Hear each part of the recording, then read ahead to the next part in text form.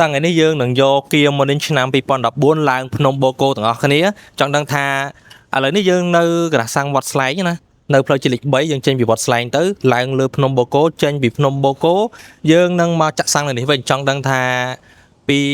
វត្តស្លែងនេះទៅដល់បូកូហើយពីបូកូមកដល់នេះវិញចំណាយសាំងអស់ប្រហែលលីត្រណាបាទឥឡូវនេះយើងចាក់មកពេញហើយបងប្អូនចំណាយសាំងអស់ប្រហែលលីត្រ$46អស់34លីត្រណាអញ្ចឹងចំណាយ$46ដោយសារឥឡូវសាំងឡើងថ្លៃបន្តិចអញ្ចឹងយើងអស់រៀងច្រើនតែបើតាមធម្មតាអស់ដល់ហ្នឹងឯងអស់ខ្ទង់$30អីហ្នឹងបាទមិនសុំ scan មួយចំណាយសាំងអស់$46មកពេញណាចាគៀមនេះអានេះស៊ីសាំងតិចដែរទេបងប្អូនមួយចង់ដឹងថាអស់ប្រហែលលីត្រតោះតាមដានមួយខ្ញុំទាំងអស់គ្នាណានៅលើតាមដងផ្លូវហើយក៏ដូចជាហើយយើងនឹងថតសកម្មភាពខ្លះៗនៅតាមដងផ្លូវមុននឹងឡើងភ្នំអីយើងនឹងជួបគ្នាបន្តទៀតតោះLet's go ថ្ងៃនេះចេញមករកលុយដាក់កាបោបបាញ់ទៅក៏បីឈ្ងុយឲ្យក៏អូបកាត់សាច់យហំសុយឲ្យមានលុយដាក់កាបោបធ្វើគ្រប់យ៉ាងដើម្បីតែលុយទៅភ្នែកញ៉ាំមកញោមថ្ងៃនេះចេញមករកលុយដាក់កាបោបបាញ់ទៅក៏បីឈ្ងុយឲ្យក៏អូបកាត់សាច់យហំសុយឲ្យមានលុយដាក់កាបោបធ្វើគ្រប់យ៉ាងដើម្បីតែលុយទៅភ្នែកញ៉ាំមកញោមថ្ងៃនេះចេញមករកលុយខ្ញុំមិនអង្គុយទៅ day stress ក្នុងលោកឥឡូវយើងបានមកដល់ច្រកឡើងលើភ្នំបូកូហើយតោះឥឡូវយើងនឹងបន្តដំណើរទៅមុខទៀតចង់ដឹងថា Gear Morning នេះឡើងទៅបានរលូនឬអត់ណាបាទតោះ Let's go ការគ្មានអ្នកណាមិនថាដបេះបើសិនតែមានលុយនឹងបានអង្គុយក៏អីពិសេសហើយនៅមានកញ្ញាឲ្យចូលមកគៀវឲ្យចូលមកកេះចូលមកបែបបងហើយចូលមករំលេងមកអូឥឡូវយើងចាប់ផ្ដើមធ្វើដំណើរឡើងទៅលើភ្នំអីនេះជាច្រកបន្ទាប់ពីខ្លោងទ្វារយើងចូលមកមិញណាឥឡូវយើងបន្តទៅហើយយើងនឹងឈប់នៅកន្លែងលោកយាយម៉ៅបន្តិចដើម្បីទៅអុជធូបនៅកន្លែងហ្នឹងណាទេសភាពតាមដងផ្លូវស្អាតណាបងប្អូនមើលបាទមានដើមឈើដ៏ខៀវស្ងាត់តែម្ដងហើយថ្ងៃនេះមេឃយ៉ាងសន្ទុំបន្តិចហើយបងប្អូនមេឃផាច់ភ្លៀងឯនៅខាងលើណាអញ្ចឹងយើងក៏ឥឡូវនេះយើងក៏ត្រៀមសម្ភារៈមួយចំនួនដែរដើម្បីយើងការពារនៅពេលមេឃភ្លៀងដែរខាងកន្លែងនេះយើងមាននេះទស្សនាមើលតាមដងផ្លូវយើងមានកន្លែងកាហ្វេបងប្អូនចង់កាហ្វេបាទយើងចង់ញ៉ាំម្ហូបអាហារអីយើងអាចមកញ៉ាំនៅចង្កេះភ្នំនេះបានអញ្ចឹងសម្រាប់បងប្អូនយើងដែលឡើងមកកុំបារម្ភថាខ្លាចអត់មានអីញ៉ាំនៅលើហ្នឹងណាហើយអត់បានដាក់ម្ហូបដាក់អីមកអាចមកញ៉ាំនៅកន្លែងនេះបានតែឥឡូវយើងអត់ចូលញ៉ាំទេព្រោះដោយសារតែយើងបានដាក់ម្ហូបមកក្នុងឡានដែរហើយយើងនឹងបន្តដំណើរទៅមុខទាំងអស់គ្នាបាទតោះទៅមុខទៀតហើយយើងអត់បានចូលញ៉ាំទេតោះអាប៉ដល់កអីបងប្អូនអេ Oh my god ឃើញហើយចង់ថាចង់ឲ្យបងប្អូនយើងមកលេងគ្រប់គ្នាមកបាទព្រោះដោយសារតែទេសភាពខែនេះចាប់ផ្ដើមធ្លាក់អាប់ហើយនេះនៅតាមចង្កេះភ្នំនៅឡើយណាចាំមើលយើងទៅដល់ខាងលើកាន់តែពិសេសទៀតឥឡូវភ្លៀងបាត់ហើយបងប្អូនអើយបាទយើងនៅខាងក្រៅមិញគិតថាប្រហែលជាមិនភ្លៀងទេប៉ុន្តែ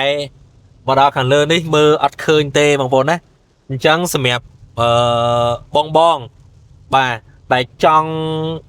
បានឡានមួយគ្រឿងដែលអាចបាំងថ្ងៃបាំងភ្លៀងបាំងខ្យល់ហើយបងប្រចាំខែត្រឹមតែ160ជាង170ជាងបាទ Gear Morning នេះជាជំរើសដ៏ល្អបំផុតមួយហើយសម្រាប់បងទាំងអស់តែម្ដងបាទមិនថាបងជាអ្នកធ្វើការជាអ្នករកស៊ីអីទេបាទព្រោះបងប្អូនឃើញស្រាប់ហើយបាទទី1យើងបាំងភ្លៀងហើយទី2នៅក្នុងឡានគឺមានម៉ាស៊ីនត្រជាក់អត់ក្តៅទេហើយលក្ខណៈពិសេសមួយទៀតបាទបងប្អូនទោះជាបងប្អូនជិះទៅដល់ទីណាក៏អត់ជាបញ្ហាដែរហើយស៊ីសាំងតិចខ្លាំងមែនតើណាបាទអូនឲ្យចូលមករំលេងមកអូនឲ្យចូលមករំលេងមកអូយេហើយអូនចូលមករំលេងអូនក៏វិញអូនក៏វត្ត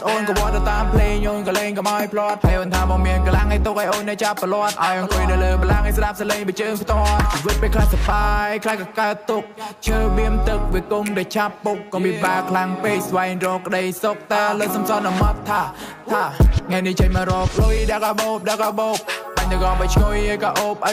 កាត់សាច់យហំសុយឲ្យមានលុយដាក់កាបោបធ្វើគ្រប់យ៉ាងដើម្បីតែលុយទៅភ្នែកញ៉ាំមកញោមថ្ងៃនេះចេញមករកលុយដាក់កាបោប